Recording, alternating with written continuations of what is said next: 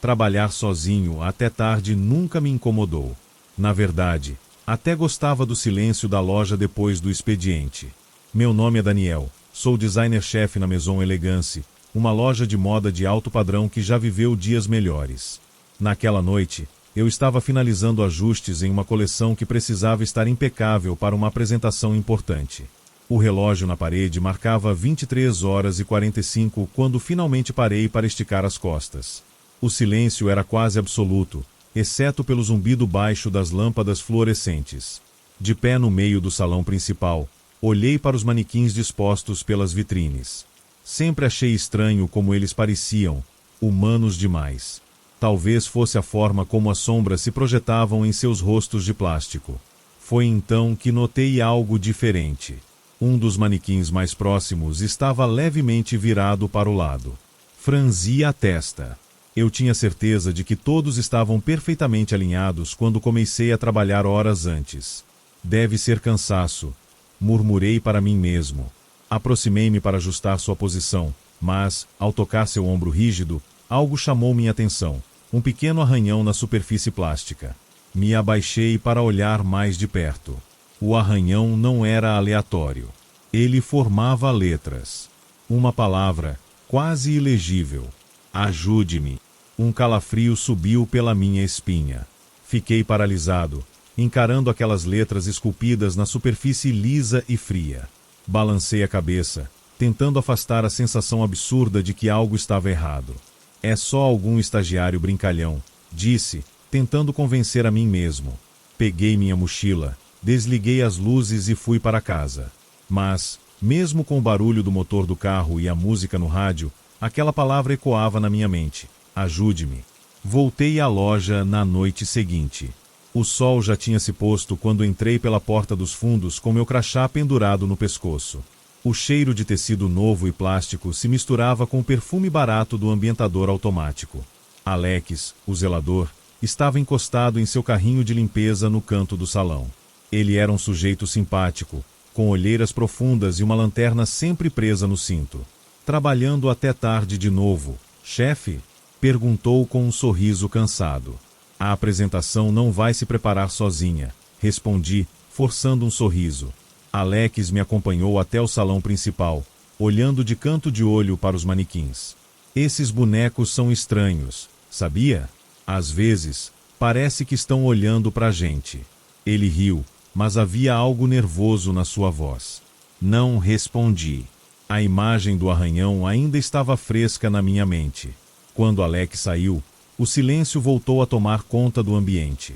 Eu estava ajustando um vestido em um dos manequins quando ouvi um som baixo, quase imperceptível, vindo do estoque. Um sussurro. Parei no mesmo instante, o coração batendo forte. Segurei a tesoura com mais força e virei a cabeça em direção à porta do depósito escuro. Alex, chamei, a voz saindo mais fraca do que eu gostaria. Nenhuma resposta. O sussurro continuou, como um fio de voz arranhando o silêncio. Com passos lentos, segui até a porta. Ao abri-la, fui recebido pelo cheiro forte de mofo e tecidos velhos. A luz fraca da lâmpada piscava, lançando sombras inquietas sobre os manequins empilhados no fundo do depósito. Tem alguém aqui? Perguntei, quase sussurrando. Nenhuma resposta. Mas, por um breve segundo, tive certeza de que um dos manequins se moveu. Aquela noite, deixei a loja mais cedo. Alex não estava mais lá quando passei pelo corredor. E ele nunca mais voltou ao trabalho. Alex não apareceu no dia seguinte, nem no outro. O gerente mencionou que ele tinha faltado sem aviso, algo completamente fora do normal para alguém tão pontual. Ninguém parecia realmente preocupado, mas algo dentro de mim não conseguia deixar passar. As horas na loja começaram a se arrastar. Mesmo durante o dia, os manequins pareciam mais presentes. Era como se, de alguma forma, eles me observassem enquanto eu trabalhava. Uma semana depois do desaparecimento de Alex, recebi novas peças de tecido. Eram materiais caros, vibrantes, mas havia algo estranho neles. O toque era frio, quase úmido, como se estivessem há muito tempo guardados em algum lugar abafado. Comecei a costurar naquela mesma noite, tentando ignorar a sensação persistente de estar sendo observado. Conforme trabalhava, percebi que minhas mãos pareciam se mover sozinhas. A agulha deslizava pelo tecido com precisão cirúrgica, criando formas e detalhes que eu não lembrava de ter planejado. Quando terminei, coloquei a peça em um dos manequins. Era um casaco preto, longo, com detalhes sutis em dourado. Ele parecia perfeito. Mas então percebi algo. O manequim estava diferente. Seu rosto, ou melhor, seus contornos de plástico, pareciam mais definidos. A linha do maxilar, o formato dos olhos. Parei. Parecia Alex. Afastei-me rapidamente, tropeçando em uma pilha de tecidos no chão. Meus olhos não conseguiam se afastar do manequim, que parecia ganhar mais vida a cada segundo que eu encarava. Saí correndo do salão, desligando as luzes atrás de mim. Naquela noite, sonhei com o estoque. Sonhei com rostos presos atrás de olhos de plástico, com bocas seladas por linhas invisíveis. Todos eles pareciam me olhar, desesperados. Na manhã seguinte, tomei uma decisão. Eu precisava descobrir o que estava acontecendo. Decidi ir mais fundo naquela noite. Assim que o último funcionário saiu, tranquei as portas e me dirigi diretamente ao estoque. Dessa vez, levei uma lanterna comigo. A luz amarelada das lâmpadas no teto era fraca demais para me dar confiança.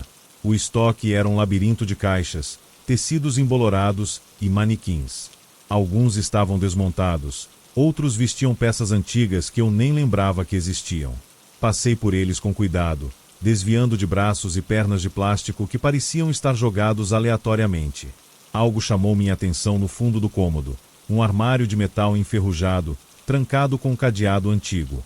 O armário parecia fora de lugar, escondido atrás de caixas de papelão. Me abaixei e, com algum esforço, consegui arrebentar o cadeado com um alicate que encontrei por perto. Dentro, encontrei uma pilha de pastas empoeiradas e um cheiro forte de papel velho e umidade. Comecei a folhear os documentos e, conforme lia, meu estômago revirava. A loja não foi sempre um ateliê de alta costura. Antes, naquele mesmo prédio, funcionava uma fábrica têxtil antiga. Décadas atrás, um incêndio devastador começou no porão, onde os funcionários estavam trancados. Ninguém saiu vivo. Os donos nunca foram encontrados, e o caso foi arquivado como acidente. O documento final trazia uma lista de nomes, os trabalhadores que morreram ali. Entre eles, uma observação perturbadora: restos fundidos com matéria-prima. Protótipos preservados. Olhei ao redor, sentindo meu coração disparar. Matéria-prima. Não era possível. A luz da lanterna tremulou quando percebi algo nos rostos dos manequins mais próximos. Havia detalhes impossíveis de serem moldados por máquinas. Linhas de expressão. Marcas. Traços humanos. Dei um passo para trás, mas tropecei em algo duro. Um manequim tombou ao meu lado. Ao cair, sua cabeça se soltou e rolou lentamente até parar aos meus pés. Antes que pudesse reagir, ouvi um som atrás de mim. Um rangido seco, como plástico sendo movido. A lanterna iluminou as sombras entre as pilhas de caixas. Eu juro que vi uma mão de plástico se recolher lentamente para trás de uma prateleira. Naquele instante, entendi que aquilo não era só uma maldição. Era uma prisão. Fechei o armário com força, peguei alguns documentos e corri para fora do estoque, deixando as luzes acesas para trás. Eu precisava acabar com aquilo, mas não sabia por onde começar. Naquela noite, não consegui dormir. As imagens dos manequins e dos rostos distorcidos me perseguiam, e tudo que eu conseguia ouvir era o som do plástico rangendo. Era impossível afastar a sensação de que eles estavam em movimento, observando cada passo meu, esperando o momento certo. Eu precisava agir. Depois de revisar os documentos, comecei a entender o que estava acontecendo. Aqueles manequins não eram apenas bonecos. Eles eram as almas dos trabalhadores da antiga fábrica, aprisionadas nas figuras de plástico. Quando eu costurava, criava novos corpos para elas. Mas algo mais macabro estava acontecendo. As minhas criações, as roupas que eu fazia, atraíam mais almas para dentro dos manequins. Cada peça que eu terminava fazia com que a maldição se espalhasse. Não havia mais dúvidas. Os rostos eram daqueles que haviam morrido na fábrica, presos em um ciclo de sofrimento que se prolongava por décadas. Eu estava, de alguma forma, sendo arrastado para esse ciclo, criando peças que alimentavam a maldição. Quando entrei na loja, não encontrei nenhum movimento no salão principal.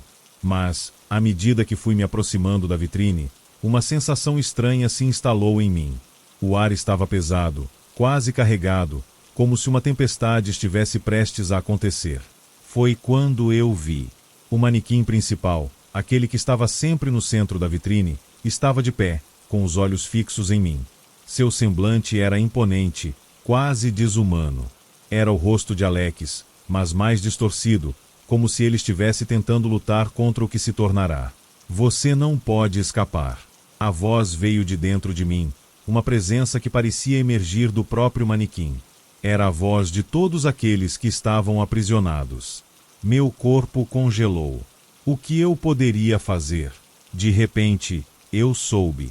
Para acabar com tudo, precisava destruir as minhas criações. Queimar as roupas, destruir os manequins. Só assim as almas seriam libertadas. Mas isso significava destruir também tudo que eu construí, a minha carreira, tudo que eu tinha deixado para trás. Eu estava diante da escolha de sacrificar a mim mesmo ou continuar alimentando aquela maldição. Com as mãos trêmulas, peguei o isqueiro do meu bolso e o acendi, olhando para o manequim de Alex com olhos desesperados. Sabia o que precisava fazer. As chamas começaram devagar, quase tímidas. Mas logo se alastraram, consumindo os manequins e as roupas. O cheiro de plástico queimado invadiu a loja, e a luz das chamas iluminou cada canto, revelando quanto aquelas figuras estavam enraizadas na loja. As almas gritaram, mas eram apenas ecos distantes, como se o fogo estivesse absorvendo tudo ao seu redor. Quando o fogo se acalmou, restaram apenas as cinzas. Eu estava de joelhos no meio do salão, exausto, com a roupa suada e o coração apertado. O que restou foi um silêncio pesado, uma paz macabra que tomava conta do ambiente. A loja, que um dia parecia viva, agora estava reduzida a um monte de ruínas e cinzas.